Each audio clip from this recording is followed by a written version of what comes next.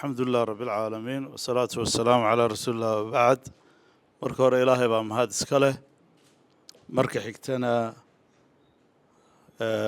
runtii martidan iyo mas'uuliyiintan sharafta leh isugu yimi oo horeeyo gudoomiye ku-xigeenka golaha wakiilada Cali Xamed Jibriil agaasimaha guud ee wasaaradda tamarta BIU coordinator-ka madaxda kale ee kala duwan ee BIU leh xildhibaanada leh injineerada leh procurement leh haddii la ya commission leh oo inagala joogo malow iyo shirkadda dabcan beneficiary-ga shirkadda Biyur oo inagala joogo Mr. Dushan Engineer Dushan oo founder-ka ah run ahaantii aniga farxad gaar ah ii tahay muddo dheer ayaan shirkaddan Biyur Somaliland iyo Soomaaliya kala shaqaynayay waxay runtii nasiib isu heleen maanta shirkadda Awdal hadda Awdal waxa la yidhaahaa Awdal Electricity birgora aloogiya baan u shaqayn jiray Awdal waxay nasiib ku leedahay dhowr iyo 10 sano ka hor 2016kii baan filayaa inay ahaa the first project Biyur baa u samaysay it was 2016 first project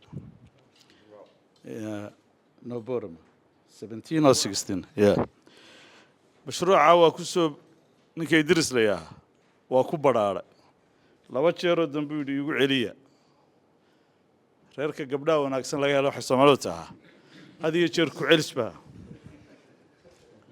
waa reerka ku noqda waa hablo fiican baa laga helay marka horta halkii buu ka sii wado maantana mashruucii ugu weynaa World Bank ayaa ilaahay gacanta u soo galiyay marka horta waa nasiib wanaag Biyur oo nasiib wanaago dee waxa weeyaan shirkaday hore u shaqaysay iyo waddan ay dhowr iyo 11 sano ka soo shaqaynaysay ayay mashruuci heshay sida Cabdi Fataax ka soo sheekeeyay tartan aad u adag buu ahaa 30 shirkadood marka waa labada nasiib is helay waxaan ilaahay uga baryaynaa inuu mashruucaas guuleysto kii Somaliland anfaca uu noqdo kii reer Boorama si gaar ah anfaca uu noqdo shirkaduna ka faa'iido dadkuna ka faa'iido waxaan rajaynayaa inuu dabkuna jabi doono shirkadda Biyur insha Allah wixii ilaahay uga qoray ay ka heli doonto aad iyo aad baan ugu faraxsanahay mar labaad iyo mar saddexaad waxaan leeyahay